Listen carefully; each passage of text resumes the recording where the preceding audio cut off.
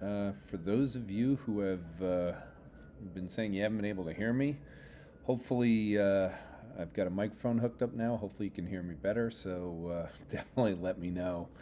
So I figured this one will be relatively quick. Obviously, it was a big week in terms of the market moves. The Fed shifted their views on inflation. I'll go through that. The reaction, definitely signs of short-term capitulation, where I think uh, a bottom for at least a couple weeks, if not a month, is probably in place based on what we saw on Wednesday. But I'll go through that because we are at a point where sentiment is still extremely high. So when you have really high sentiment, uh, you normally need more than kind of a 1 day fall, especially since something did change. Factor update. In terms of is the top in, so regardless of whether there's a short term bounce, the question that everyone is going to start talking about, the Bears have already started pounding their chest on this. I'll go through that because the one thing that can't be ignored is I last week I talked about warning signs of a potential regime shift, and I highlighted that the last two important regime shifts occurred when the Fed changed from first transitory inflation and then the Fed pivot when they basically move towards, okay, we think we've done enough on this. I do think it's very clear that they pivoted yesterday. The question is, or this week, the question is, was it that important of a pivot?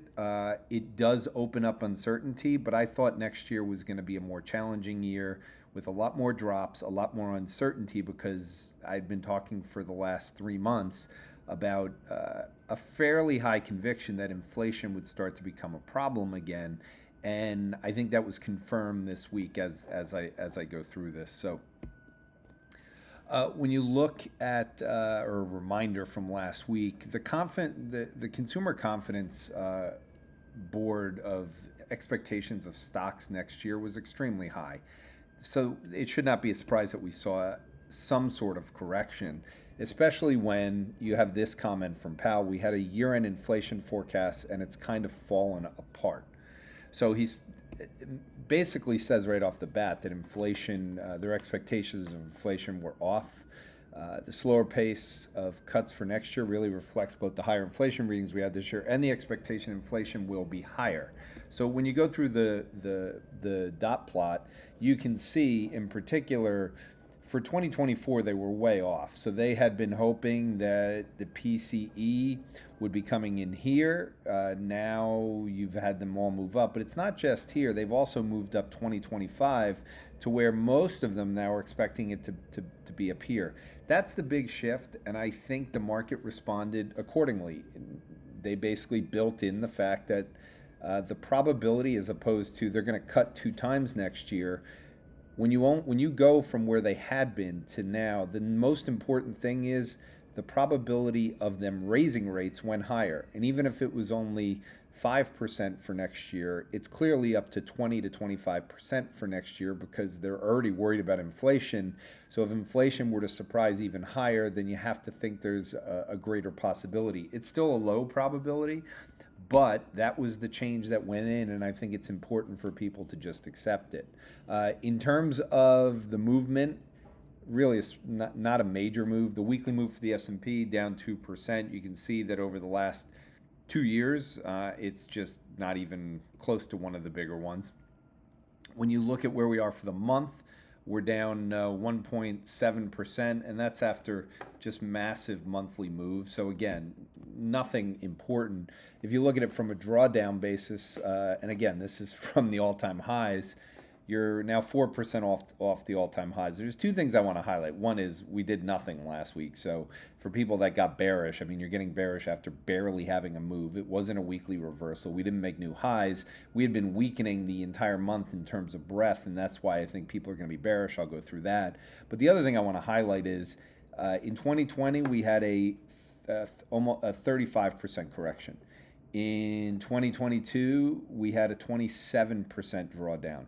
The reason this is important is these flushed the system back then. You had massively negative sentiment from here to here. So that's one of the reasons why, as people go through this and they're talking about a bubble or they're talking about a massive fall, we already had those. So, from my perspective, unless you're going to have a recession, we're going to have corrections. This one is going to be a correction that, in my mind, will either be a consolidation, meaning sitting from near the all-time highs to down 5 to 7%, or it'll be more of a more scary correction that gets down 5 to 10. I'm going to lean towards a consolidation towards the highs, where we bounce back for the next month and then we probably pull back again. But I don't think that anything that happened last week as of now has changed anything, other than, again, the fact that the Fed has said they're a little bit worried about inflation, which means that if we get inflation to move higher, it'll be a problem. Now, you could have the dollar strengthen even more significantly. I think that is a risk with the new administration.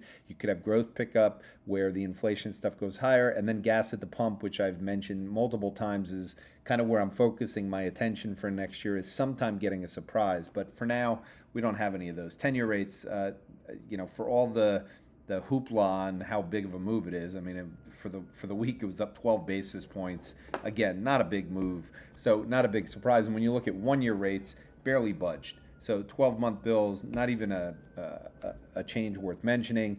You look at rates vol, again, for the week, up 6 points. We're still sitting at low levels where we had been above 100 for years for the most part, and we broke back below, and now we're still sitting there. So nothing really changed.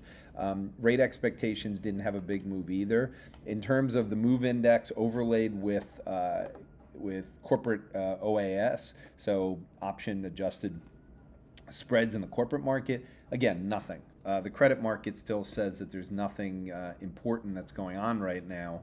The VIX did have a big move, and I think that, again, is representation of where the risk is in the market. You definitely had people leaning in post the election, believing that it was we're going to get good growth. We got rid of an administration that was hurting things. Sentiment was a big boost, so you had people kind of diving into it. We were at the seasonally easy period of the year based on history, and what people forgot is it was expiration week.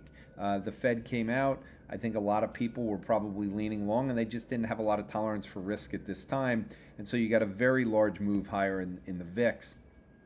I had mentioned the advanced decline line, which, now we'd had multiple days in a row. We finally got an up day on Friday that was significant. We had a massive down day 2 days earlier. This had been a lot of days. That's why we're oversold. Unless there's a recession or something coming up, which, again, I don't see anything that would suggest that. We had a big move, but I think this move, which I'll show you on the next one, this was put out. I saw it on Twitter from Sentiment Trader. This is a great one in terms of looking at numbers and going through it. And in particular, I want you to focus on 2 months later. So what this is S&P 500 after having the worst breath day in 90 days, and then has the best within 3 days. So you're just going in a scenario that historically, when you get these signals, these are massive Z-scores, 80% performance numbers with the median returns about 5. So I think we hit our capitulation this week. We were kind of headed that way. This is another way to look at it. New highs versus new lows. Very, very big down move back towards the, kind of the levels in 2023. Worst of the year when you aggregate these. So we had a lot of new lows versus new highs. We talked about the advanced decline line, but this is it on a monthly basis. So what I did here was pick all the times that we had a month. Now, we haven't finished the month, so this is just highlighting how bad the breath has been. Minus 1,700 cumulative, and this is S&P breath. You go back to 2022, it was the exact bottom. You go back to this month, a bottom before we started. We haven't taken out that low. We haven't taken out that low. You go back here, similar story, went higher. It was a small correction, but again, ended something. This one was just before the low, but then it went on a rally. And this one was about 2 months before we hit the low in 09, or 3 months before 09. But that was a major low and an important one. So no matter how you look at it, breadth basically showed capitulation. On that day, the down volume versus the up volume for just kind of a daily one, that one was the same or right around the levels that it was on the August 5th lows in the market, the last prior low. You got a bunch of people sending out. I've always looked at the Hindenburg over my career as a good historic sign. And for those of you who don't know what the Hindenburg is, just treat it as it takes you to have a market that's moving higher, breadth that is weakening, and that's shown through the McClellan index, which is the bottom one here. And then you're also getting a negative signal you're getting a lot of new highs and a lot of new lows at the same time. And so that just basically says that the market is showing signs of topping. And over history, that mattered. I don't think it matters anymore because of what I've talked about with artificial intelligence. I don't think we're ever going to see a broadening out of the market where the losers are all of a sudden going to pick up, because I don't think there's a recession coming, which is what historically led to rate cuts happening. At this point, I think the bad companies are going out of business, and they're going to be dominated by companies that have the money to spend on AI. And so you're going to see that coming through. So I'm just highlighting that because that is some of the stuff that's being talked about at this point, and I think we're more of a capitulation.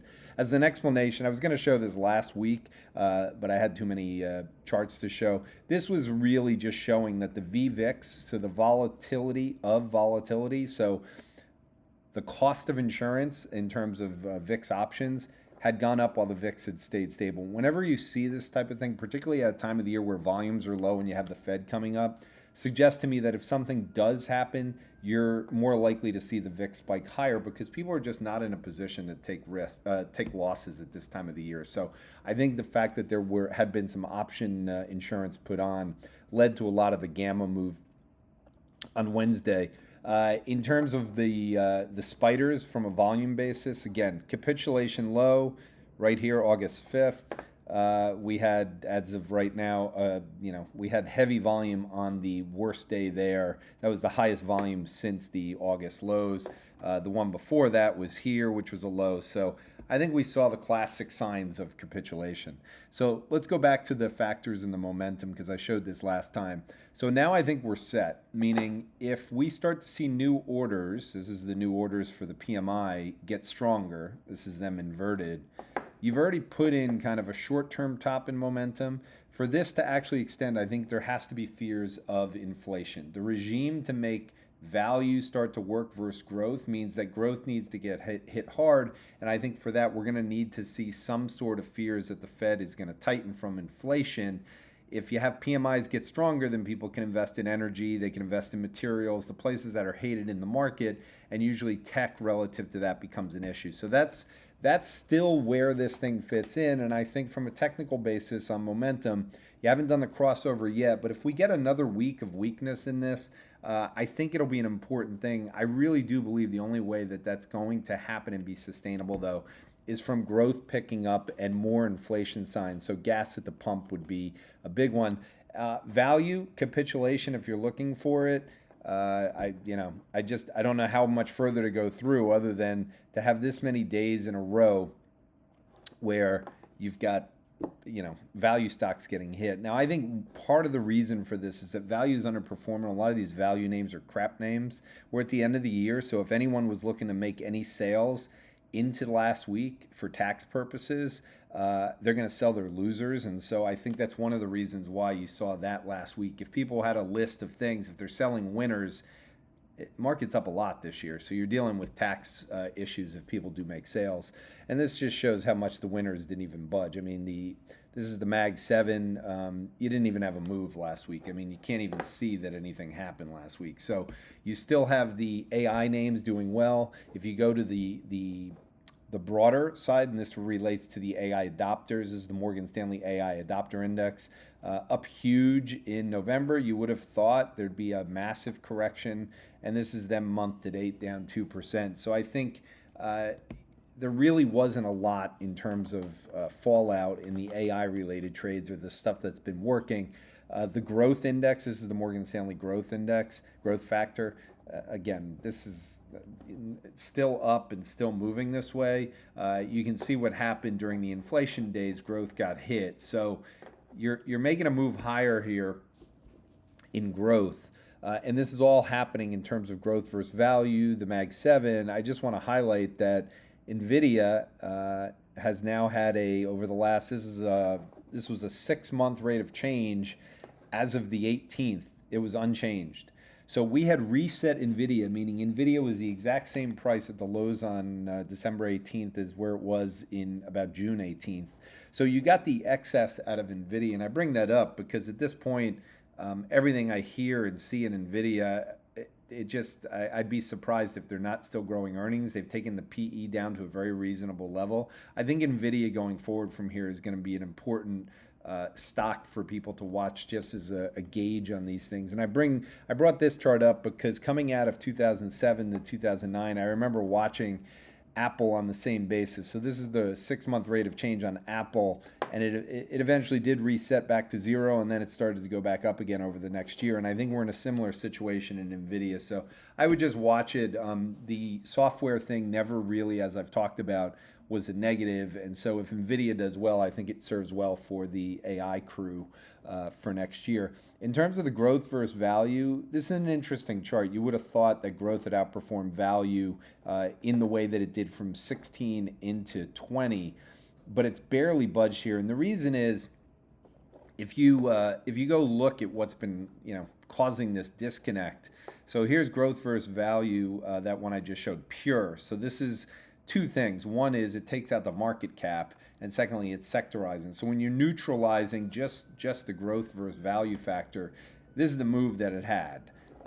This is the Russell 1000 growth index over the Russell 1000 value index. So you can see the disconnect, which started here. This is ChatGPT. This is when the Fed pivot went into place. So I bring this up. This disconnect here, it's very easy to see why it occurred. This is the same chart as the equal weight S&P versus the S&P. So meaning the Russell 1000 growth versus value. So you've had this situation in the market where this has been very cap related at this point. And if we're going to have a scenario, and I put this in because this is what I think is happening, we're moving from the CapEx. We expect AI-driven CapEx to increase as the mega caps move beyond some of their compute constraints, and we are increasing our 2025. They're going to be spending even more money, all above consensus based on here, and we're going to have more practical use cases and broader integration across sectors, so companies are going to start to benefit, and you're going to start to have both software and business agents, and that's where I think this will have an impact on growth versus value, where the companies that are able to incorporate that into their business, a lot of the value names are junk. I showed last week that there's a lot of a historic amount of unprofitable companies in the Russell 2000. And even though earnings growth for those companies are supposed to be better, I'll go through some charts. I just don't think you're gonna be able to get through the profit margin benefits that come from companies that can incorporate AI, and these older garbage companies, they're just not going to have the ability of doing it, which means the vice grip of competition from AI plus rates, which I'll go through as we finish up, will hurt these companies. So earnings next year, again, I've shown this chart for years. I still don't understand why people, to forecast that you're going to have a correction in the market other than a multiple contraction. Earnings follow the nominal GDP. The white line here is nominal GDP. Nominal GDP is growing next year, and if you believe that Donald Trump and the gang is going to continue to keep the fiscal deficit going, liquidity is going to stay there, you're going to get nominal GDP up. It'll be very difficult for earnings to come down, particularly when you're going to start to see the benefits of AI. Plus, you're losing a lot of the comps on some of the things that had trouble. So whether it's energy, a variety of places are just going to be better. And if you believe the deregulation is going to happen, I don't know how you're just not focusing on the fact that it's really hard for earnings to not be positive again next year. It doesn't mean the market has to go much higher, but it's really difficult. So what would make a top be in? I think we're going to have to get back to what happened in 2022 at this point after what the Fed did. So here's what happened in 10-year rates. This quarter, we were up 75 basis points, so it's in there. So if we have another one of those, I definitely think the market is going to be on the weaker side during that period. Whenever rates go higher above 4.5. I think the S&P is going to have a hard time. In particular, that would be momentum starting to turn over. 2-year rates, they're up 67 basis points. Again, if we start getting in where you're getting multiple times of 50 basis points, you have 2-year rates up at 430. Again, I think anything above 440, 4.5 is going to suggest that the market's starting to build in that the Fed's going to hike. I think any fear that the Fed's going to hike is a very big negative for the year at that time. So you want to focus on that. CPI is up, 30 bips this year, but if you go through, you are having big moves. So again, we're not going to see anything like that in year-over-year CPI. But if you're looking for a sign that things are changing at the same time the Fed is changing, I showed you the inflation swap market last week that went positive. Now we're starting to get this. So that inflation swap market was not about, that was on expectations. You're starting to get gas at the pump, which at a minimum, these are the last 2 weeks, you have a couple green in a row. It's the first time we've had 2 green in a row since July.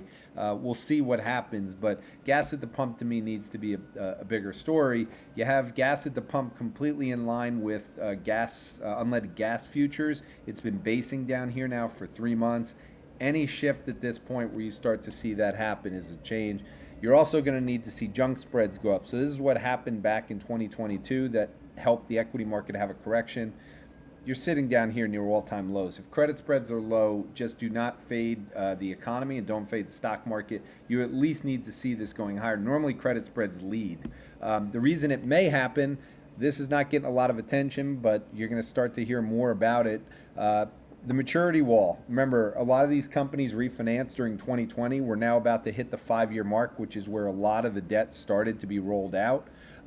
So we're going from an IG market, absolutely nothing to refinance, and now all of a sudden you're starting to get more places where refinances are going to be happening. So just be wary of that. And just to finish up on Bitcoin, because every time something happens, people start going, well, the bubble's unwinding. Bitcoin's flat for the month through, I'm doing this Saturday night. Nothing there, and I'm going to continue to say that the most important thing, this is Bitcoin option expiration. This is all expirations. I just wanted to highlight again, the 100,000 level has about 15,000 contracts that are expiring, so about $1.5 billion.